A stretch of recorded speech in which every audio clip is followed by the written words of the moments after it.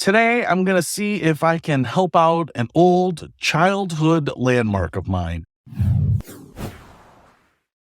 What's happening, Panda Nation? Peter Von Panda out here in the great outdoors, an area that I don't get to spend as much time as I would like to, or that I used to. So, one of the things that I did here was I jumped in my car and headed all the way from Chicago back to my hometown of Detroit, Michigan, because my childhood Boy Scout summer camp has been struggling a little bit lately, and I wanted to be able to help out.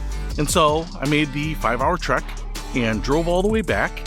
And I wanted to tell you a little bit about D-Bar Scout Ranch and my time there and why I came back to help them out. So the place I'm talking about is actually D-Bar Scout Ranch, and it's actually a ranch, 1,800 acres. They have or had horses and cattle when I was a kid. Now it is just down to horses, but that's why it's still a ranch. So they actually have wranglers and horseback riding and a lot of equestrian activities, as well as the other camp type of stuff. But that's why it's technically a ranch instead of a camp. Now, D-Bar is actually about an hour north of Detroit. So even from the suburbs, it will take you about an hour to get there. So it's pretty close. It's very accessible for a lot of people, but it's still far away enough that it feels like it's a little bit of a trip. And it's a very rural area. Metamora, Michigan is a small town, although now that I've been back, it's been about 20 years since I've been back to the camp. Metamora is definitely a bigger town, but still pretty rural in terms of most of the towns that you're probably familiar with. Now, actually, I spent time at D-Bar Scout Ranch in a couple of capacities. And the first one is as a scouter. So when I was in Cub Scouts and then Boy Scouts, we spent a week up here doing summer camp activities, and it was a lot of fun. And one of the stories that I remember very vividly from this is that we were actually doing some of the ranch activities, and we were all horseback riding, and there's a trail called the Pedro Trail. I think it's actually the longest trail here at D-Bar, and it meanders through the woods. It's very scenic, but there are many places where it is just a very narrow trail, trees on either side. It's kind of like a walking path. And so we were all single file line riding horses, and most of the time you have a wrangler at the front and back that are just kind of pacing the whole thing. So it's pretty slow, it's pretty comfortable. Pretty much everyone at every skill level can enjoy it. Now, I am just sitting there enjoying my ride, very leisurely, and then all of a sudden I hear the bump of hoofs, and what ends up happening is on my right side, my friend and troopmate Andy Dillon comes zooming by at full gallop, right along the side of the trail, kind of brushing against the trees, and just cruises right by all of the horses and just takes off. And in an instant, I can't see him because there's so much foliage. But what I do see is at the front of our caravan, the wrangler takes off after Andy at a full gallop. He obviously catches up with him. We catch up with him later, and I say to Andy, "Why did you take off like that, dude? That was so funny." And he's like, "I don't know what I did. The horse just had a mind of its own." Took off at a full gallop, and he said he was terrified the whole time. He's like, "I was holding on for dear life, dude. I thought I was going to be thrown off." So that was one of the things that I remembered about riding the horses. I also remember one of the pieces of advice: never walk behind the horse, because if they kick, you aren't going to like it. So I've never done that. Plus, I don't like being too close to the rear end of a horse to begin with. Now, the other way that I spent time up here at camp was as a camp counselor. For one summer, I actually worked up here. It was 8 weeks, and you would have campers up here for the full week. And I was hired to work up here on the archery range. So that's where I spent most of my summer, helping people put up targets, helping them understand the bow and the arrow, watching a lot of people shoot arrows at anything but the target itself. So shooting sports was my area for the summer, and I really enjoyed it, met a lot of good people. We got to eat in the mess hall every day for every meal that I also got a chance to eat in tonight again. And I remember it being very cold sometimes and very hot sometimes. Stayed in a cabin with my footlocker that was not obviously air conditioned, and I was paid $54 a week. So my biweekly paycheck was $108. Now, you might be saying that's not a lot of money, and technically that is less than minimum wage, but it's my understanding that they were able to pay it because they are providing you room and board. The room was minimal, the board was okay. Lots of Kool-Aid and comfort food, but I enjoyed it. But one of the stories that I remember from being up there was there was a lake actually really close to our cabin. So a lot of us counselors that lived in that cabin next to the lake would jump in the lake, cool off, relax a little bit before dinner. So that was really convenient to have. But in our area, there are a lot of box turtles, all these little painted box turtles. They're kind of cute. A lot of people have them as pets. And sometimes when you would walk around the lake, you would see the turtles hustle for the water, right? Try to avoid the people. And I don't know that it was a lot of fun, but it was just something to do. That when you saw one of the turtles scurry for the lake, you went after it and just tried to catch it and show it off before you released it back into the lake. But one time there was a pretty big box turtle, and a couple guys went after it, and they caught it because it was moving very slowly, and they brought it back up, and one of the guys said, "Dude, that's not a box turtle, that's a snapping turtle." And this guy was pretty big, about 1.5 feet long. I mean, it was the biggest turtle I had ever seen in person up to that point, and it absolutely was a biter. And we were all fascinated with it. It obviously looks a little bit different than a box turtle, but I remember one of the guys like poking with a stick, and it just snapped that stick in half, dude. And I didn't even know there were snapping turtles in Michigan. Apparently there are. I'm sure there are different types of snapping turtles. But anyway, after we played around with it, we just released it back into the lake, and that was the last time I went swimming in that lake for the summer, because I was like, dude, I don't want to come out of the lake with less than 10 toes. So anyway, that just made me realize, dude, there's a lot of wildlife out there. So as you can see, I had a lot of good memories here, and I was really excited about coming back. In many ways, I go back to some place and I'm like, wow, this has really changed a lot. And in other places I go back and I'm like, this place hasn't changed at all. And pulling in and brought back so many memories. In fact, there's a really long dirt drive to get into the ranch, and they actually have the Scout Law signs up. And that has been there as long as I've been a camper. Now, it looks like these signs are pretty new, so they look a little more polished and actually a little more professionally done than the signs I remember. But it's just fun to see some of those things that have been around forever still persist, and it kind of brings you back to the good old days when you were a kid and carefree and didn't have any worries and wondering if I paid my property tax bill. However, like many things from our childhood, like your corded phone and VHS player, and maybe your fandom of Pepsi Free, a lot of things start to disappear on you, and the DeBarre Scout Ranch is no different. Now, although it's still up and running, obviously it's kind of running into some hard times here, and the big one is just the decline in attendance, and a big part of that is just the lower participation rates in the Boy Scouts, right? So when I was a kid, it still wasn't a super popular thing to do, but, you know, people did it. People did it all the way through high school. I had friends that we were in the same troop until we turned 18. But now it's not so popular. In fact, you can really see it in the attendance. So when I was a camp counselor, there were 8 weeks of summer camp. Now there are only 2 weeks of summer camp. That's all that they can get up here in terms of kids. And one of the things I was thinking about is when I was a camp counselor, dude, you needed 2 or 3 weeks to kind of find your feet. So I feel like when you only have 2 weeks, everything's going to be a little helter-skelter. But at least the kids are getting up here, and there's still an opportunity for them to experience the ranch and do some horseback riding. The other way that you can really tell is that the cabins up here, and I didn't check them all out, but they are in a lot of disrepair. In fact, some of them that have been painted and they have tried to do the maintenance as much as possible on them look okay, but the rafters are falling down. There's a lot of weathered patches. A lot of the wood paneling is rotting away. I've heard inside that a lot of them are a mess, that they're sinking, that the concrete is cracking, and all sorts of stuff. You know, all of these cabins used to have a latrine outside, and now obviously the more modern thing is to have indoor plumbing and have a toilet and a bathroom inside, so they want to try to do that. But even the simplest things, changing the fluorescent lights to LED lights, and even the exterior spotlights from the halogen lights to LED lights, still hasn't been done because that costs money. In fact, I know that it costs money when I replace my LED light bulbs. They're $12, and I used to pay $1 for those incandescent ones, but when you're replacing thousands of those, it gets pretty expensive. And so just doing some of the things that you might expect is probably pretty hard, but obviously doing some of the bigger infrastructure repairs is pretty hard. So that's obviously a big drain. You're always going to have maintenance, regardless if you got people coming up or not. The weather in Michigan is just really tough on facilities. And the biggest thing that I can tell you that I recognize that they don't do is when I was up here, they used to have steer, I guess longhorn. I'm not actually sure what the difference is between them all, but longhorns, and they used to have horses. I think somewhere between 50 and 80 horses in the summer when I was a camp counselor, and now I think they have about 30 horses, so they just need less horses. But they don't have the longhorns up here. And the reason that I remember that so much is that they just used to have them out grazing. You could see them, you could stand up at the fence and take a gander, but they were such an integral part of summer camp, an iconic piece, that they are part of the logo of DeBarre. So the logo has the longhorn skull on it, and obviously, you know, a lot of people won't even know what that's in reference to now because they don't even have them, because I guess they're just kind of money pits, right? They just eat and graze, and I don't know that you sell them off for beef. I don't know, maybe you do, but you don't make a lot of money.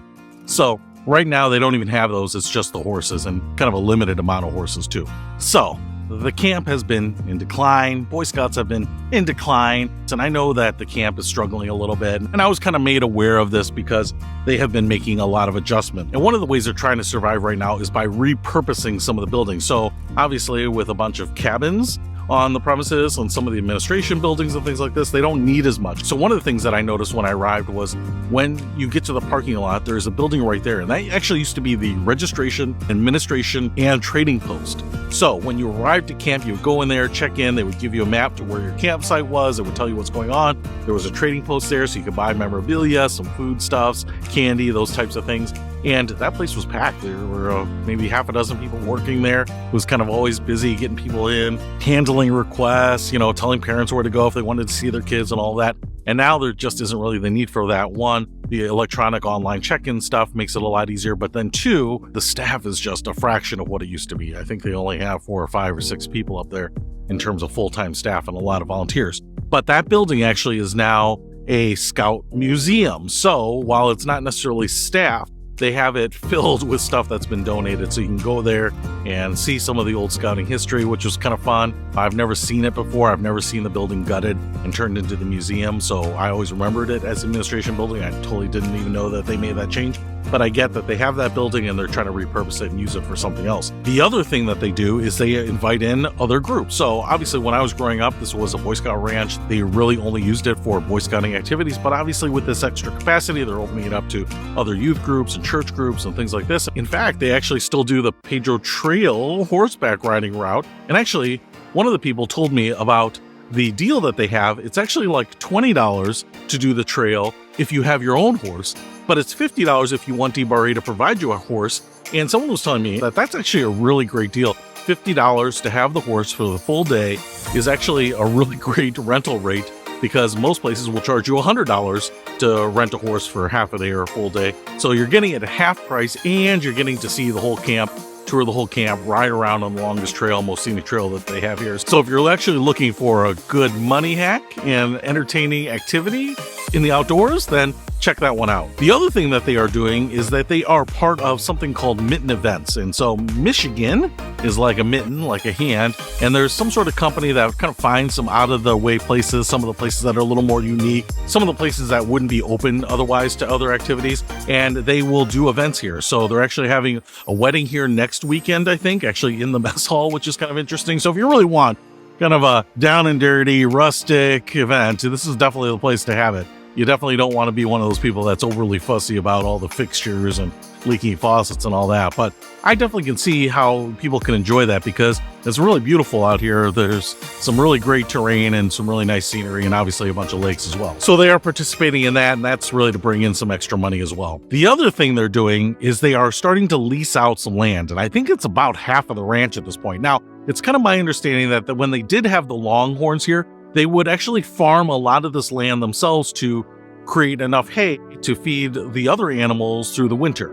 And so it's not like that land would be used for scouting activities otherwise. It probably would be farmed, but because they just don't have as many cattle or horses anymore, they don't need to grow as much hay. And so that land is kind of unused. And so what they are doing is they are leasing that to farmers and collecting some rents to help offset some of the costs. So it's actually a really good idea. And in fact, the mess hall kind of sits on the top of a little hill, and you can actually see kind of down in the valley in the flatlands where they are doing some of that farming. So you can see that going on. I think it's a good option for collecting some income on the land that you wouldn't normally use. And it's pretty out of the way. The farming industry doesn't necessarily have huge margins either.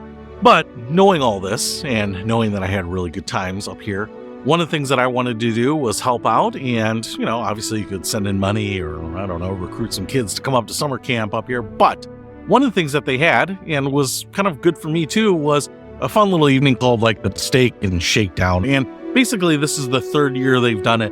But what they will do is they will just barbecue some steaks. You'll have a nice dinner in the mess hall. They'll kind of give you an update of what's going on with the camp. And the money that is raised from that dinner will then be deployed to something that the attendees vote on. So you get to make a little bit of a contribution. It's kind of a nice little windfall for the camp that helps get them some of the equipment or some of the funding that they need. There weren't a lot of people there. I wish there were more. There was certainly extra space for people, but it's $100 to go to this dinner. I don't know what it costs to put on the dinner, $20 per person. There's no alcohol allowed on the camp, so there were no alcoholic drinks, which is actually a good way to save money. But they did start out with a nice salad and some bread, and then they had the steaks and a baked potato with it, as well as some green beans. And then they had a nice chocolate and cherry cake as well, and then all the soda and drinks and pop that you wanted. But the nice thing about it was while you were having dinner, they were doing some presentations on some of the things that they really needed. And they were kind of talking about everything from laser levels so that they could repair the rafters on some of the buildings here, to horse pads, to what ended up getting approved was the Wrangler helmets. So what I'm not surprised about is that there are rules now that Wranglers have to wear helmets. And in many cases, a Wrangler would just wear a cowboy hat, right? But now everyone's got to wear a helmet. I wonder if they're doing that out in Montana. I wonder if the cowboys out there are wearing helmets too. But they do make actually a Wrangler helmet that looks like a cowboy hat, or is a cowboy hat, but around the bucket portion of the hat, it's actually a helmet. It looks a little thicker, it looks a little different than just a regular cowboy hat, but it provides that protection in case the Wrangler falls. It also helps identify the Wrangler from the other riders, because the other riders will just have a skull helmet. So you can see that the people with the cowboy hats, they are the ones in charge and the ones guiding you. So those are apparently pretty expensive. So they said that they really wanted those to keep the Wranglers feeling like Wranglers and to keep the participants feeling like they're with Wranglers. So that's the option that got the most votes and ended up getting funded that evening, which is really nice. Then they had some door prizes. And so some people walked away with DBRA mugs like this guy. And some people won a fishing pole and some other things like that. So it was a really nice evening. All in all, it was only a couple hours long, but it was a good way to kind of get back to the camp. A lot of us are just older. We're not going to do the camping itself, but we wanted to see the camp. They actually told people there was plenty of light left, that you could leave after dinner and actually drive around and see the camp. But 10-mile-per-hour speed limit, that's to keep the kids safe.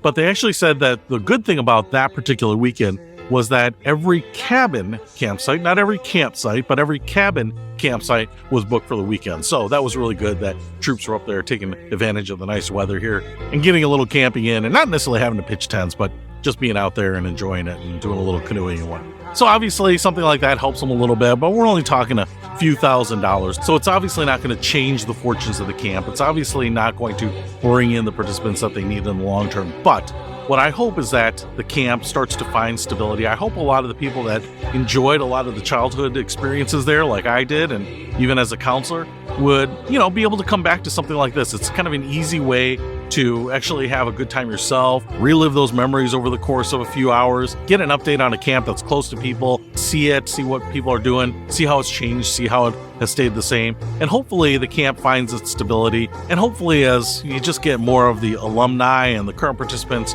to participate, that they find kind of a level where they can be sustainable at. So obviously, if you want to help out DBRA, I'm sure they would be happy to take your money if you just want to send in a check or make a donation. But obviously, a fundraiser dinner like this takes a little effort to put on, but they seem to really appreciate it. But everyone that I met was super friendly and super optimistic about what could happen with the camp. And so I'm hoping to get back next year and continue to make a tradition out of this, and maybe even invite some of my old fellow campers back to join me so that we can experience camp once again for at least a few hours, as well as give back to the people that want to go up and take advantage of it right now as scouts. So if you're in the Michigan area and want to check out DBRA, you don't have to be a scouter anymore to experience it. I'll put a link to that in the description below. And hopefully we can preserve some more of these places so that the future generations can have the childhoods that we had as well. Peter Von Pan, out.